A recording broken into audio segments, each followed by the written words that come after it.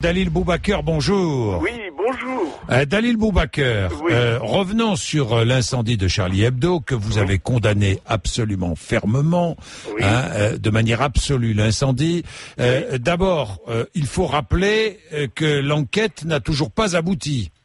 Ben oui, là c'est le grand hic de toute cette affaire, c'est là où tout raisonnement, toute déduction et toute conséquence devrait trouver leur source, c'est dans les auteurs, la source ou pourquoi et comment et quels sont les tenants et les aboutissants de cet acte malveillant, de cet acte criminel en droit et qui soulève la réprobation, alors générale, je ne dis pas quasi, mais vraiment générale. Musulmans, non-musulmans, presse, etc.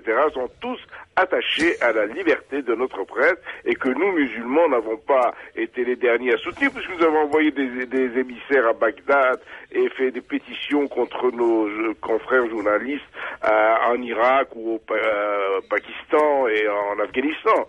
Donc on est extrêmement attaché à la liberté de la presse, liberté fondamentale, absolue en France et sur laquelle il n'est absolument pas question de revenir. Bon, liberté de la presse, alors Dalil Boubaker, liberté de mettre à la une et de changer le titre de Charlie Hebdo et de le transformer en Charia Hebdo et de représenter le prophète Mahomet à la une de Charlie Hebdo. Alors voilà, c'est pourquoi nous avons organisé hier une conférence de presse pour expliquer ce mot qui traîne partout, qu'on répète partout, sans trop souvent mettre... Vous parlez de la charia. Réalité. Oui, la charia. Qu'est-ce que c'est que cette charia si menaçante, si terrible et si incroyablement dangereuse pour notre société? Mais elle est terrible pour certains ou certaines. Bah oui, Dalil mais Boubaker. les fantasmes, vous savez, c'est de l'irrationnel. Bon. Nous voulons revenir à une saine raison, une saine définition des termes et voir les choses telles qu'elles sont. La charia n'est rien d'autre qu'un système de loi religieuse, tout à fait comme le droit canon. Je l'ai dit mille et une fois.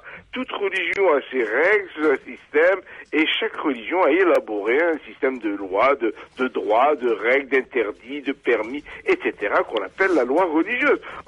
Tout dépend de l'application, de cette loi religieuse, non? Que vous parlez d'or, mon cher. Vous êtes vraiment Saint-Jean Chrysostome. Ça veut dire... Ben oui, bravo. C'est vrai. Il y a la loi à ses interprétations. Dans l'islam, il y a deux grands axes. Il y a le chiisme, n'est-ce pas, des ayatollahs qui, eux, sont des ecclésiastes qui appliquent et sont les juges et les exécutants de cette loi. C'est le chiisme. Mais l'immense majorité des musulmans, notamment en France, c'est les sunnites. Et encore, dans le sunnisme, il y a 4 écoles. Les 3 premières écoles, celles du Maghreb, etc., de l'Égypte ou de la Turquie, sont des écoles libérales. Malheureusement, monsieur Jean-Jacques Bourdin, il y en a une, et celle-là, oui, il faut la stigmatiser.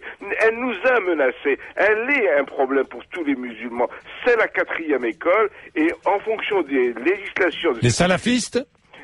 Oui, on appelle ça le hanbalisme, le wahhabisme. Voilà. Le wahhabisme. Le wahhabisme, qui est un succédané de la 4e école apparue au 9e siècle, une école réactionnaire, austère, littéraliste, radicale, extrêmement mineure qui était dans l'histoire, sauf que avec le pétrole, évidemment, elle a pris une extension aujourd'hui mondiale, y compris chez nous, et nous luttons chaque jour. Ça fait des années que nous dénonçons les émissions de cette tentative, n'est-ce pas, de légiférer, de donner une législation dans tous les aspects de la vie quotidienne des musulmans, ce qui n'est pas la tradition des autres écoles, et malheureusement, elle a des soutiens, elle a du pétrole, elle a de l'or, elle a des tas de moyens d'influencer jusqu'à l'océan Indien où j'ai été, en Malaisie, dans les Philippines, etc.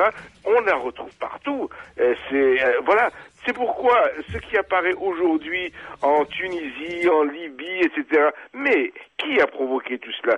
Ça a été fait, ce printemps a été encouragé, complètement sponsorisé par un Occident heureux de croire que la démocratie allait sortir de là, alors que les primum movens, les instigateurs de tous ces mouvements, se cachaient peut-être sous l'aspect de salafistes ou d'intégristes. Maintenant, ils apparaissent au grand jour. Mais la faute à qui? Est-ce que c'est la faute des musulmans de France?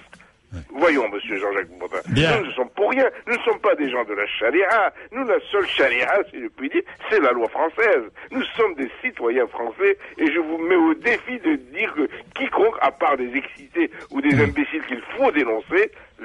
La loi générale des musulmans, c'est la loi du pays. Bien, merci de le rappeler, Dalil Boubaker, à tous les musulmans et tous les non-musulmans de France.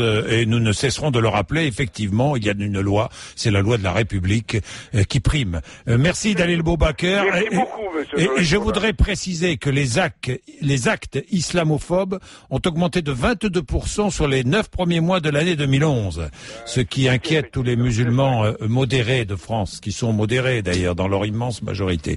Merci Dalil Boubaker.